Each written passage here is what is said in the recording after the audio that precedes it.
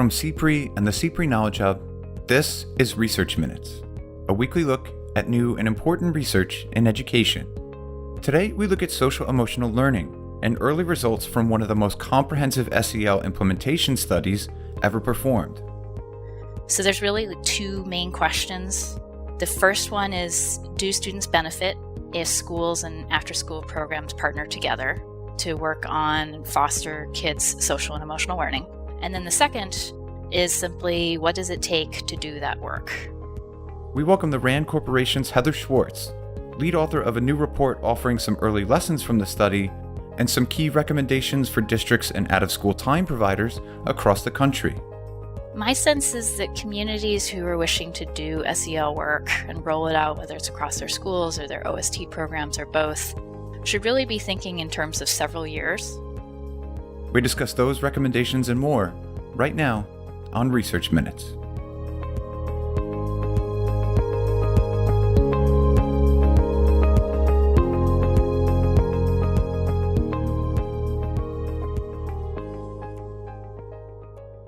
Hello and welcome to Research Minutes. I'm Keith Heumiller, Managing Editor of the CPRE Knowledge Hub. Today we're happy to welcome Heather Schwartz, Director of the Pre-K to 12 Educational Systems Program and a Senior Policy Researcher with the RAND Corporation. Thanks so much for joining us, Heather. Thanks for having me. So today we're discussing a new report which was co-authored by nearly a dozen RAND Corporation researchers titled Early Lessons from Schools and Out-of-School Time Programs Implementing Social and Emotional Learning. It's now available at rand.org, and it offers findings from one of the most comprehensive implementation studies of social emotional learning, or SEL, to date, and some valuable lessons for school districts and out-of-school time providers across the country. To start, could you just give us a little bit of background? How did this study originate, and what was your team hoping to learn? Sure. So, just to give you a little bit of background, first, I'll just talk to you about the motivation for the study. As you may know, there's a growing amount of research out there about how people learn that's showing that schools need not only to teach academics, but they also need to teach social and emotional learning. And when I say social and emotional learning, because there's no one consensus definition for the term, but a very common one comes from CASEL, the so-called CASEL 5. And I'm referring to skills like self-awareness, self-management, good relationship skills, being socially aware, and making responsible decision-making. And so the Wallace Foundation was responding to this growing amount of research about the importance of schools working on social and emotional learning.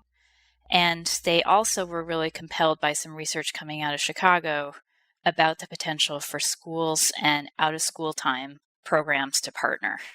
So when you think of out-of-school time programs, in this case, we're really mostly talking about after-school programs. So like YMCA or Boys and Girls Clubs or local park and recreation type programming. And so the Wallace Foundation started what they call PESELI, Partnerships for Social and Emotional Learning Initiative, in 2016. And they entered into a grant with us for RAND to be the independent third-party evaluator of this 6-year initiative. So there's really two main questions that are driving the PESELI research. The first one is, do students benefit if schools and after-school programs partner together to work on and foster kids' social and emotional learning? And then the second is simply, what does it take to do that work? So the second question is obviously about implementation, and the implementation questions are just as important as these effects questions of SEL in schools and after schools. PESELI has 6 total communities. There's Boston, Dallas, Denver, Palm Beach County, Tacoma, and Tulsa. And in those communities, there's anywhere from 5 to 7 sites working on SEL right now. So when I say a site, I'm referring to an elementary school and 1 or more after-school program partner.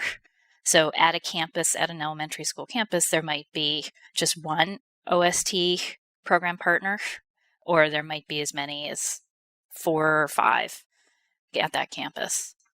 And these sites, of which there's 38 total across the 6 communities, these 38 sites are working over a period of 4 years and they're taking a four-pronged approach to SEL. The first is that they're just trying to partner with each other. So the school and the OST programs are taking a coordinated approach to SEL. The second is to try to create a positive climate for both students and staff. The third is to offer explicit SEL instruction. So when you think of explicit SEL instruction, these could be brief or even 30-minute lessons that are about SEL skills. They could be offered in, say, a morning meeting or an afternoon meeting. They're often standalone lessons from a curricula, like Second Step is a very popular SEL curricula. And it would be an instructor teaching students an SEL skill, like how to identify others and their own emotions. And then the fourth approach that they're taking in these 38 campuses is to integrate SEL. So what I mean by that is you could think of teaching students not just to work together, like turn to your partner and work on project X, but explicitly teaching students how to productively work together and offering that kind of teaching in regular activities, whether it's a math class or a science class or an arts after-school program or a sports activity. So that, I would say, that is really in a nutshell how PESELI works. Your team took an interesting approach to sort of analyzing, like you said, not only sort of the impacts, but the implementation. Could you just give us a little bit of insight into how you approach this work and how you actually analyze both of those areas? Sure. So we've been collecting what we think is the largest amount of SEL implementation data to date in any one research study on this subject. And what we're doing specifically is each year we're surveying staff, so both school staff and after-school program staff who work in each of those 38 sites. We're also, I should have mentioned earlier, we're also surveying staff in a set of comparison sites. So there's 38 sites that are working on SEL now. There's another 38 sites who are demographically similar from the same 6 communities, but in essence, they're waiting in the wings. They're on a staggered schedule, so they're going to start, and actually they started their SEL this year. And the reason for that is because of COVID, that was moved up a year. They were normally supposed to start SEL this next school year. So we're surveying staff in both the sites that started SEL a couple of years ago, and we survey staff who are in these comparison sites. We're also conducting interviews at each of those campuses, and we're doing in-person observations. We've been doing that annually. And in the first 2 years of the study, we collected more than 5,000 survey responses. We did about 800 interviews, and we observed somewhere around 3,000, a little bit more instructional activities like a math class or an arts class, and non-instructional activities like snack, recess, lunch.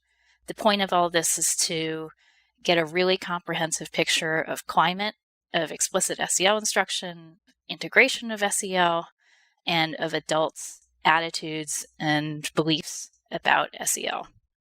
So we've been doing that annually, and we're going up through this last year. This is the 4th year in which the 38 campuses have been implementing explicit SEL in the first phase of schools.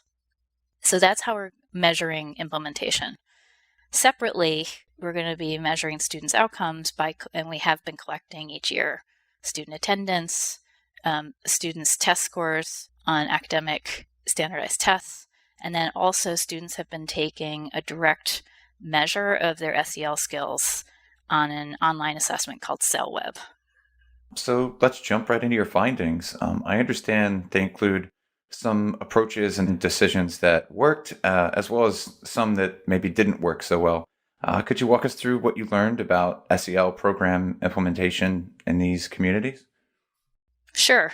It has probably been evident from my answer. This has been a pretty complex project for communities to implement. And really, we learned that it took longer than they expected to get it off the ground in each community, partly due to that complexity. Looking at the central district office and the out-of-school time intermediaries, so these are OSTIs, they're organizations that connect and sort of coordinate the work of OST programs in a region. So the school district and the OSTIs are the ones who are really coordinating the SEL work in their community. It took them longer to get their initiatives off the ground than they were intending. But once they had hired a manager, an SEL manager, that proved to be very important to getting the work really going. So the hire of an SEL manager, and then once they start to simplify and to distill the essentials of what the schools and the OST programs were expected to do, that helped move the work along. There's really been a lot of flux in the 6 communities. There's been high staff turnover, budget cuts, superintendent turnover, teacher walkouts, of course now COVID, that have slowed down the work. And so the general message that we gleaned was that it's important not to bite off more than you can chew. Hire a SEL manager to help lead that work and keep it simple for the sites so that they know what to do. So that was a core message. Once those schools and OST programs got started with the work, we saw that many of them, not all of them, followed sort of a loose sequence of progressively deeper adoption of SEL. So as a first step, they told us in interviews that it was really important, if not critical, to start with the adults' SEL skills. So one of their earliest activities was professional development and use of SEL in staff meetings to help model the kind of SEL that they wanted instructors to then go and use with students. So that often came first. Second, the place where we saw a fair amount of uptake was the use of small, short, relatively easy practices of SEL rituals. So here I'm talking about things like instructors using personalized warm welcome to greet each student as they come in the classroom door, or using a really short calming transition like a belly breathing to help kids transition when they come back from recess to transition back into, say, an academic class. Those kinds of SEL rituals were the activities that we saw that staff tended to take up first. And following that we saw more and more delivery of explicit written SEL lessons. So again, referring to things like Second Step or Mind Up or Getting Along Together, those kinds of SEL curricula that offer lessons for instructors to use. And here we saw them starting to be used, but we would also see how they could easily get crowded out by other pressures in the school day. So they tended to get shortened, sometimes skipped. And so it was proving a challenge to try to make sure to protect time for explicit SEL in the school day, especially. And then the final stage in the sequence that we've seen campuses as they progress in their implementation of SEL was the integration of SEL into academics and regular activities. And that's really what sort of trailed and come last. The communities have struggled to create concrete guidance for instructors to use about how to integrate SEL.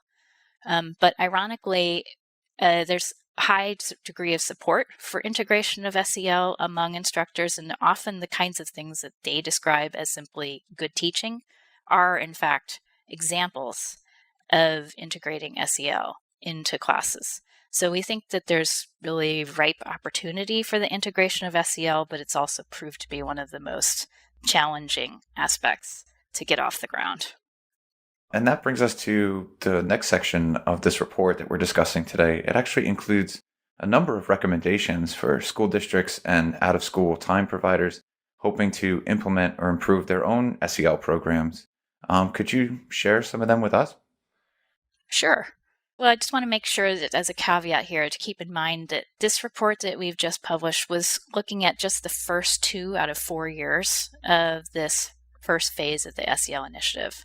So we expect that our recommendations are going to evolve over that 4-year time horizon in line with the community's own work evolving. But nevertheless, we thought it was really important to offer at least early lessons that the districts and these out-of-school time intermediaries and schools and OST programs experience so that others could go ahead and use that if they were wanting to launch their own SEL work. And so just to give you a few examples, one of the early lessons that we, like I mentioned earlier, is pretty common across the 6 communities, relatively high degree of staff turnover, especially in OST programs. So if launching SEL work, expect staff turnover, and to help sustain your SEL work, even as staff leave, very important to document in writing through some onboarding documents what kind of work staff should do when for the SEL initiative to continue, even as staff turnover. A second lesson as an example, and there's, I would say probably 40 or more lessons in this report, but I'm just going to give you a few as a flavor, was that those short SEL rituals that I mentioned, like the warm welcome or calming transitions or optimistic closures, those were pretty good starting points for both school staff and out-of-school staff to use. It's kind of like a good way to get the foot in the door in building the use of SEL. It's fairly easy to train, they can be relatively quick, and they can adapt and be used in a wide variety of classes. As an example of another lesson, if schools and OST programs are going to partner on SEL work, we found that it was important to acknowledge that there is a power differential that does favor schools. This was a common theme that arose across the 6 communities. And for that partnership to be healthy, robust, strong, and to have trust, it's important to be explicit about that power differential, but also to acknowledge the strengths that the OST programs contribute to the SEL work, just as the strengths the schools contribute to the SEL work. There are some unique and disparate strengths that those two organizations bring to SEL, so they can be a nice complement to one another as they work to build a sort of continuous experience for students who are spending their first half of their day in school as they continue there and move into the OST programming side. So there's a lot of potential for the partnerships, but it does need a fair amount of work to build the partnership and to just acknowledge some of the structural barriers that exist. And then a final example is really helps to build concrete strategies into professional development to help staff differentiate SEL instruction. This was a very common request among staff on the surveys that we've been administering annually, is they're saying, yes, I want to see more modeling and more practicing of how I should give SEL lessons, but teach me also how I can differentiate these SEL lessons for different students and different needs and for students from different cultural backgrounds. That is a really strong demand from staff, and so therefore we put in a recommendation relating to professional development to help supply those teachers and instructors with concrete activities that they can use in the classroom themselves for that kind of differentiation. As you mentioned at the top, SEL has received a lot of attention in recent years, not only from researchers, but increasingly from educators and policymakers as well. Have your thoughts about SEL or SEL implementation changed at all following this work? Actually, it has. And coming out of this report that we just published, covering the first 2 out of 4 years of the PESELI project, my sense is that communities who are wishing to do SEL work and roll it out, whether it's across their schools or their OST programs or both, should really be thinking in terms of several years, not just 1 year, to ramp up to full adoption of SEL. If they think with that mindset of several year time horizon, then they can layer on 1 to 2 discrete new instructional activities for students per year, because trying to introduce too much at once can leave unfinished, confused work. Especially for schools, they already have a tremendous amount of instruction and services to provide within their time. Time is always scarce, and it's better to be realistic about how much bandwidth both school and out-of-school time staff have to adopt new practices. So that's, I would say, probably one of the first things that comes to mind when I think about what we've learned from this report.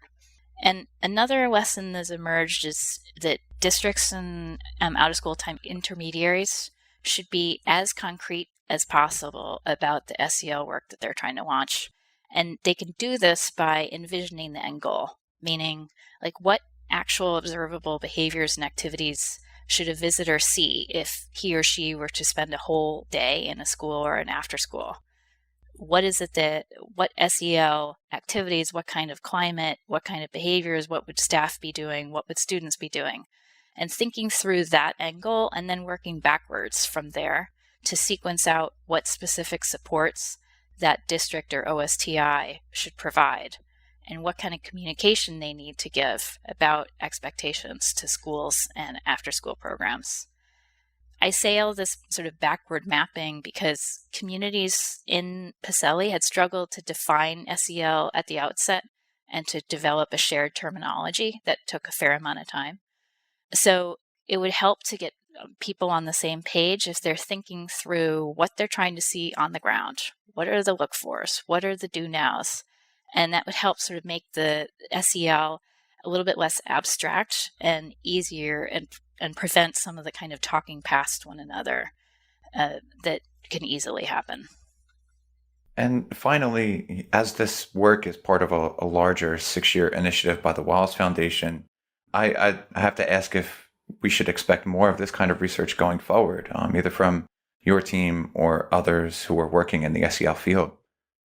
Yes, this report that we just put out is in fact the first of 5. And we are going to be publishing a series of 6 case studies. We're going to publish a final implementation and outcomes analysis. And we're also going to publish a how-to guide.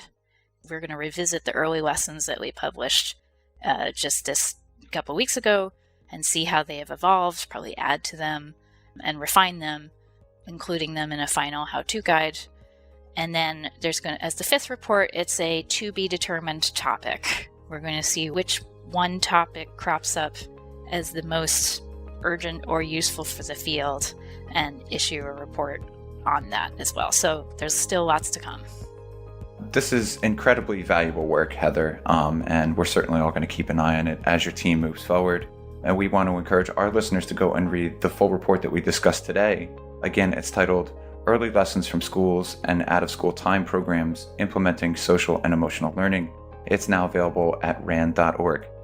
Heather Schwartz, thanks so much for joining us today. Thank you. Thanks for listening to this week's Research Minutes, presented by the CPRE Knowledge Hub. For more episodes or to subscribe to the series, you can find us at researchminutes.org. To share thoughts on today's episode or to suggest a future topic, you can follow us on Twitter at CPRE Hub. That's CPRE Hub.